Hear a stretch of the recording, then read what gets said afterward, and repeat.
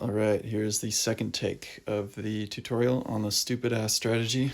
I'm redoing it because the first one was like 28 minutes. I know nobody has time for that shit, especially for Clash of Clans video. So, if this video looks long, it's just because I'm adding some replays at the end of it, so you can get a good example of how to do the attack. But the actual tutorial should be less than 10 minutes, hopefully. So let's get started with the army, what you're gonna need.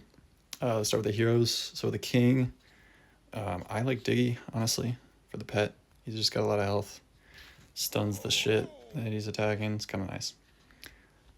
And then for the equipment, you're going to want Vamp Stash and Giant Gauntlet. Just because you need him to be a tank. You need to protect the bowlers.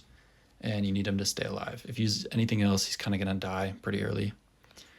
If you don't have these upgraded for whatever reason, you could do the Earthquake Boots and the Spiky Ball, if you have those, but highly recommend just using those two. Okay, next. Queen, you want Frosty. He's basically like the Frozen Arrow, but better. Great with the Queen, especially for the strategy. Abilities, so this ability, the giant puppet action figure, this is the most important ability of them all. I mean, it's the best in the entire game, so make sure you have this. Make sure it's upgraded all the way. If you don't have it, whip out the credit card and buy it. The other ability, I go with healers.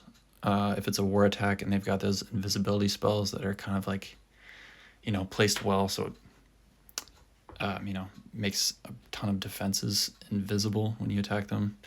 Kind of screws with your troops and your funneling. Then use the arrow. But for the majority of the time, if I'm doing like competitive or whatever and I don't know what I'm attacking, I use the healers. They help a lot. Next, got the Warden. Definitely use this dude. What's he called? Sneezy? It's kind of stupid, but he actually helps a lot. There have been some times where like all my troops are dead and there's one of these little dudes like banging away at the town hall, and he gets me from a 1-star to a 3-star because he's just by himself.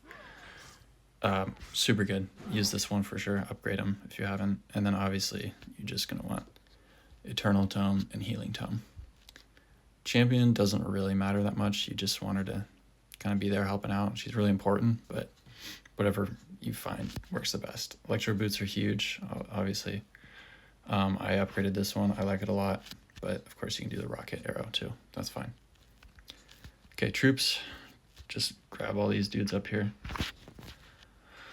That's what you're gonna need. Yeah, you're gonna need 4 wall breakers. It's excessive, but it's necessary, and I'll explain why.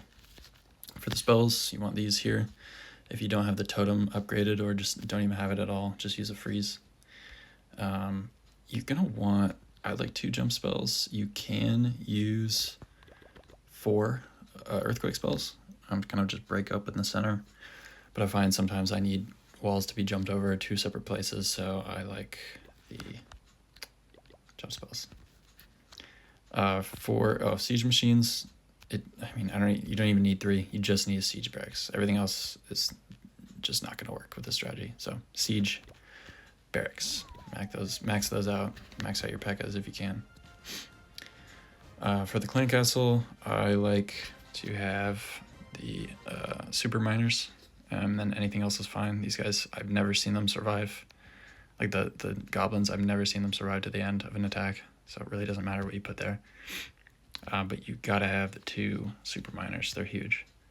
They kind of swim underneath shit while they're distracted by everything else going on. For the spells, you want poison, hero revive, which is huge. Make sure you have that one, and another totem. Okay, sick. Let's go into the strategy. Okay, let's actually start with the legend attack. It's a good example here. So this attack, actually earlier today, when I was filming for the first time, I did it live to kind of show you guys that I'm not all talk and I can do it. But I guess now it doesn't count. Still, it's a great example. I'll start with the basics of the attack. Okay, so this is a good kind of generic base to start with. Town hall's in the middle, defenses are evenly kind of spread around. Nothing too crazy, not any curveballs here. So it's a good one to start. So a couple different parts to this attack. The first part is you need to figure out where you want to funnel your bowlers in. And with Town Hall 18, I kind of want to get my bowlers, you want to get your bowlers into the middle. That's the key. You want to get them here, and then they destroy everything from the inside out. Getting them there is kind of the hard part. That's the core aspect of the strategy. Bowlers are fucking terrible at funneling. They love to just walk around and slowly get picked off. And then when that happens, you're going to 1-star, attack's over, might as well just end it. So funneling is key step number 1 here. And that's what all the extra troops do. Like everything that isn't a bowler here is pretty much going to help you funnel. So you have 2 big funneling groups. One is the Archer Queen group, and the other is the Siege Machine group. Generally, and you're probably thinking, okay, which one do I put? So if I want to funnel here, I want to send my guys through the middle here. That seems like the best possible spot. So I'm going to obviously funnel from the middle, and then I'm going to clear the side. So I'm going to clear the left side and the right side. To pick which group you're going to put where, look on both sides and figure out which side has like more heavier defenses, which side is going to do more damage output. I'm looking, yeah, the queen's on this side, she's going to do a lot, but honestly, I see more here. So I'm going to pick this side just with this, honestly. The heavier side, you want to put the Archer Queen group on because she does more damage and has more health overall, like her squad. And her squad consists of, so her, obviously, healers, the super giant, and a golem. I can't click on them, but one of the golems. So let me just start the attack. And then the other, well, before that, the other side is, I'll show you here in a second, is the siege barracks. And that's a bigger group in total, but they kind of die quicker. So that's why I put them on the lighter defense side. So first thing I do, let's skip ahead a little bit. Open it up. You got your four wall breakers, so it should be pretty easy. So first one is down there. I got another one there, another there. And I think I use my 4th up here just to open it up in case some guys go around. Yeah, okay. Now, I got lucky. I didn't realize that at first, but if you can, check the clan castle. If the range reaches outside of the walls, use a wall breaker to pull out the troops. It helps a lot. If you can get those 90% of the time, they're going to be ice golems or ice hounds or something. If you can get them out, and then throw them at the siege barracks group. Usually, you're going to want the siege barracks groups to take the clan castle troops. So that's kind of what I do. I pull them over here, so I drop the siege group first. So I kind of drop that, and then right in front, I throw a golem. Now, most of the time, because this group is the weaker group, I'll throw the ice golem in. But I kind of wanted to freeze that, so I threw the ice golem in the Archer Queen group. So, golem out, P.E.K.K.A.'s out, witches, Titan, and then whatever this healer guy is called. The queen kind of messed me up here. I dropped this poison on the troops and the queen, kind of a 2-for-1. And then over here, so they're gonna do their thing. Let them do their thing for a little bit. They're just gonna work for you. Now we're gonna come over here and drop the Archer Queen squad. This is the other side of the funnel. So both of the golems and then the balloon to clear for mines for your healers. So that's targeting that. Then once the something is like basically one of the golems is getting targeted, then you select the ability because you don't want this guy to get targeted first just because he's more important, does a lot of damage. Then you can select the ability. Once the funneling kind of gets going, like some of the buildings are cleared, I could have waited like another couple seconds, but then you drop the king and the bowlers and the warden, and then you just kind of throw in your champ wherever. Should have thrown her in right there to take that shit out. Or finish off the little ice pups. with the aura ability. Okay, so now right here, next key part of this attack is funneling correctly with the jump spells. So I do like the jump spells a little bit more because you can kind of funnel better. I didn't place it right in the center here because I don't want all my bowlers going over here and then just getting picked off by the center. I want them straight in the middle. Oh, Jesus Christ. Sorry. I'm trying to protect my eyes here. I want the bowlers to go right into the middle and just destroy everything in here. Get the core out of the way so I don't have to worry about that later. Especially this dude. This dude is weirdly dangerous, so you want to get him out of the way. So I rage spell. Let's see. Dropped a freeze on her. She was pissing me off. But then watch this. The bowlers with rage do so much damage that the town hall is dead before the invisibility can even cover it. That's the beauty of this attack, really. It's just getting in the middle, raging it, and then everything gets destroyed. So, yeah, they're still moving. And they kind of spread out a little bit, but the king gets in there, activate the gauntlet, and he'll kind of, hit stuff with the area splash damage. Once all your troops are placed down, your next focus is just to keep everyone alive. And you can do that with the warden spell, the warden ability, and your spells. Specifically the freeze and the totems. So you kind of look for where the high damage output is coming from. Revenge Tower, this thing, which does an insane amount of damage. This guy, whatever he's called. You kind of want them distracted or frozen with your spells to keep everyone alive. I'm a little late on the totem here. Actually, no, it's decent. There's just a lot going on. The king was kind of screwed anyways. It's all good. I have a heal, or a hero revive potion, so. Over here, again, just the squad doing their thing. That's the beauty of the two funneling squads, is they kind of stay alive for a decent amount of time, It's not just a quick funnel. It's like part of the whole attack. So they keep attacking. If I'm not mistaken, where are... Oh no, that must have been a different attack. The miners are dead already. Anyways, so I'm waiting for them to get to a better spot before I activate the hero revive on the king. So right now, boom. He's gonna take him out.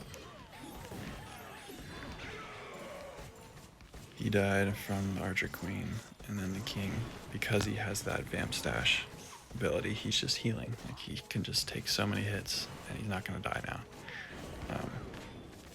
So the majority of the time, I save the hero revive spell for the king, just because he can take so much more damage. And if he's still alive late game, like he does, he's like just more effective with that spell. If he is in a bad position, he's not gonna help me out, and he's already dead, like, or he's just in a bad spot and he's already dead, I will use the revive on her. It's usually between the two of them here. Don't really use it on the Archer Queen much because she's just such low HP and she will die very quick. I've never really used it on the Warden. Can't really think of a reason to, other than maybe his range or something, but almost never use it on the Warden. Okay, so that's the basics of, I guess, a normal base.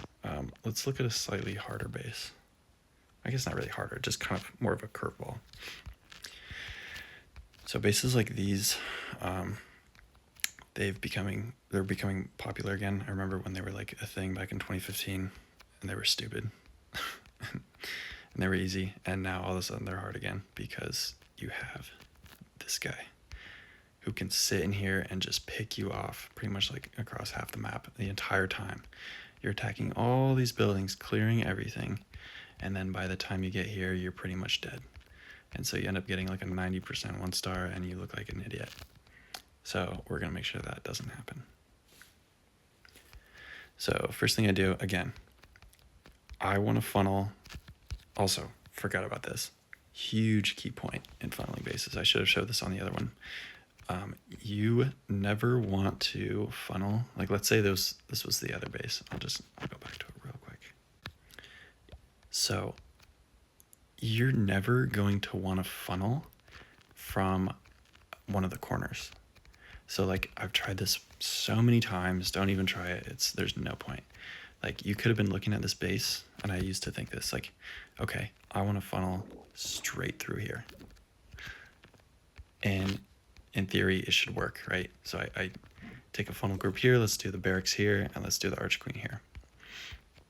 And for whatever reason, I'm telling you, the bowlers just don't like to go diagonally. I don't know if it's the walls or something, but they just don't funnel very well. Like half of them will walk around, or for whatever reason, your funneling squads will just get destroyed.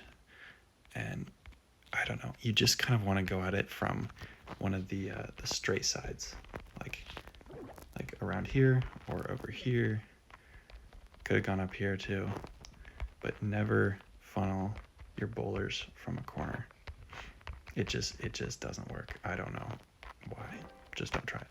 So funnel from this side, this side, this side, this side. Never from a corner or an angle. Something with the diagonal walls. They just don't funnel well because of it. Okay, that's an important note. Let's go back to this one. So I want to get my bowlers in here, clear this out. That's the most important part, because I want to get at least a 2-star, not a high 1-star, because that's embarrassing. So now I'm looking at, okay, which funnel squad do I place where? So I'm looking over here. I think there's a lot more heat over here. Got all these defenses, got this dude. So I'm thinking archer squad over here, siege barracks over here. This is a little bit lighter. All right. So first thing I do, I actually use the ice golem with this because there's just so much more, especially this guy. I don't like this guy. So I want him to stay frozen while these guys move in. So I throw in the ice golem with them just because there's more. I don't think he gets frozen here. And then over here, while they're doing their thing, I put down the other squad. So siege barracks, golem, P.E.K.K.A.s, Titan, 2 witches, and the healer. I still don't know what this guy's called. And then I started the main squad. Then what I'm gonna do is I drop a couple of wall breakers just to kind of get in there. But I drop actually both of my jump spells right here, just to make it nice and open for these stupid bowlers who cannot funnel. King goes over here. That's okay. We got enough manpower over here to keep the bowlers alive for now. So I think I hit my warden ability, clear that. So we did kind of get lucky here because most of the time with these bases, they're going to have an invisibility spell in here, which kind of would have thrown a wrench and everything, but I got lucky. Oh, dear Lord. Oh my God. Okay.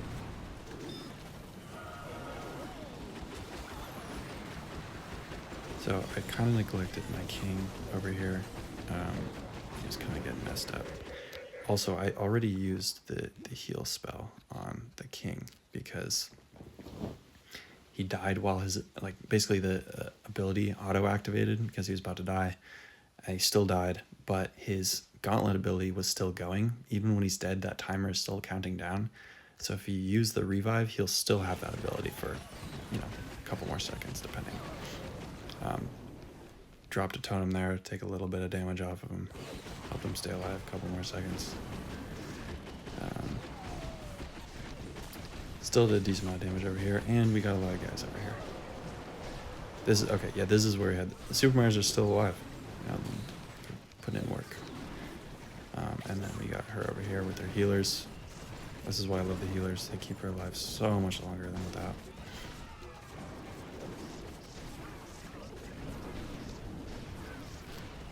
Just gonna skip ahead here. Clears all that out. They die, or I'm sorry. Archer Queen dies. Everything kind of stays alive. Oh my fucking god, dude.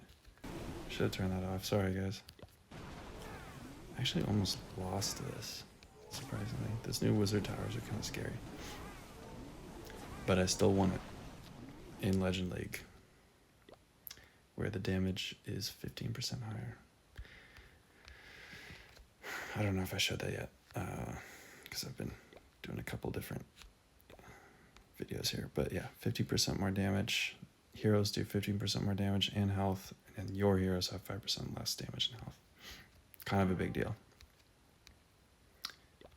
Let's check out Wartech. Okay.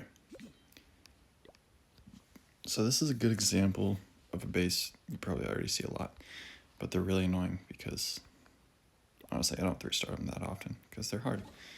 These things mess with you a lot. So if you know you're going to be attacking them, obviously, giant arrow is needed.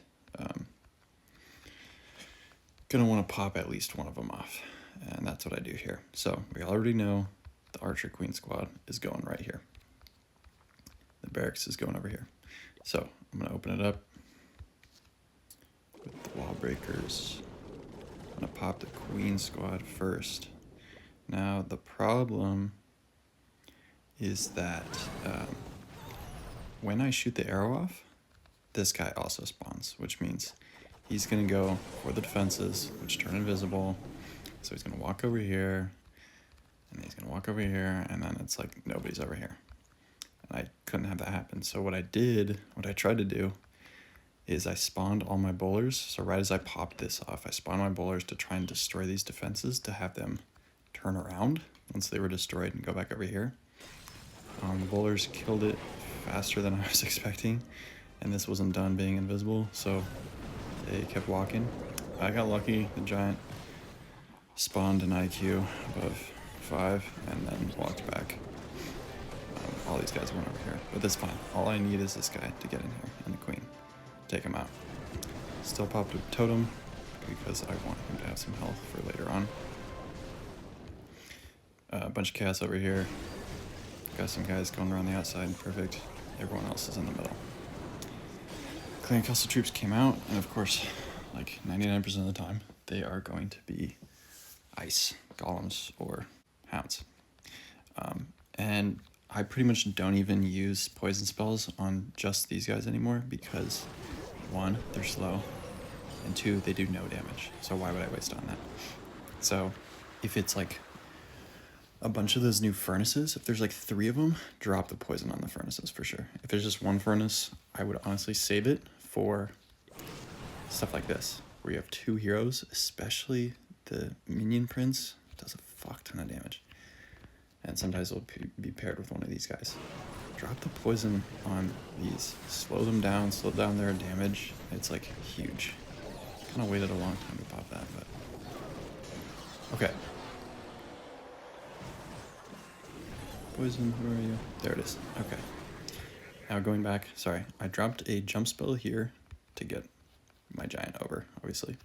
Dropped another jump spell, like right here, to get all these troops over, and then kind of jump over here so they can start on these. So that's the important thing about having the 2 jump spells rather than the 4 earthquake spells, is you can kind of pick and choose more. Drop a freeze on those 2. Those are doing a lot of damage. These guys kind of make their way. The 2 miners putting in some work. Hey, look at that. Beautiful. Everything's almost dead over here.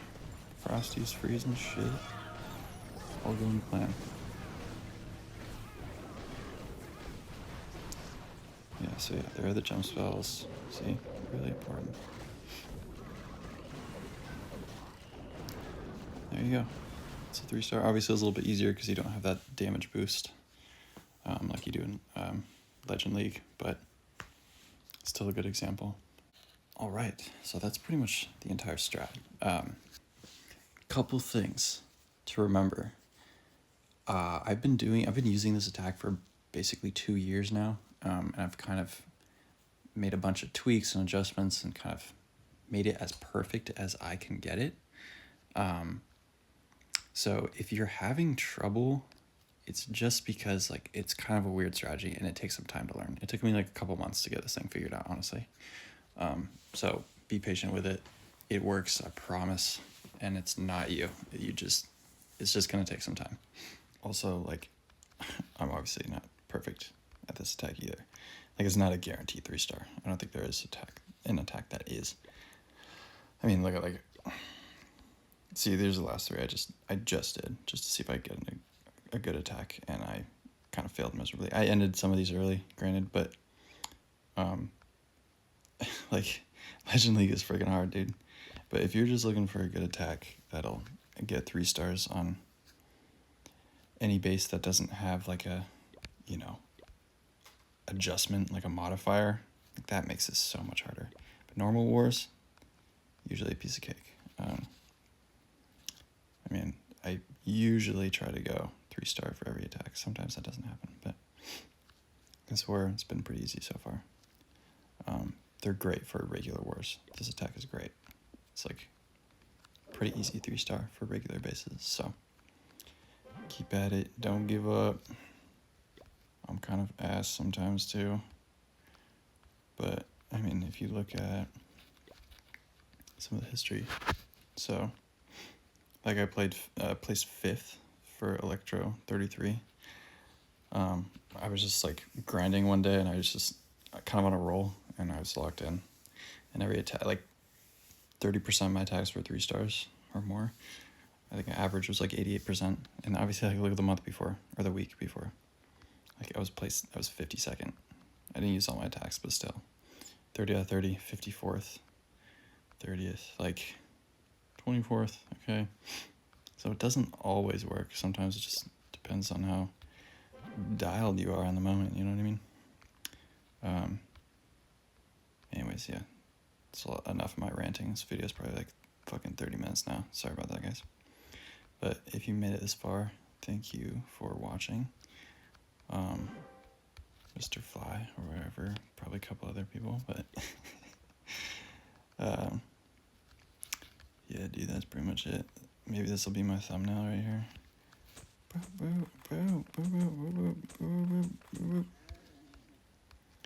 Okay, peace.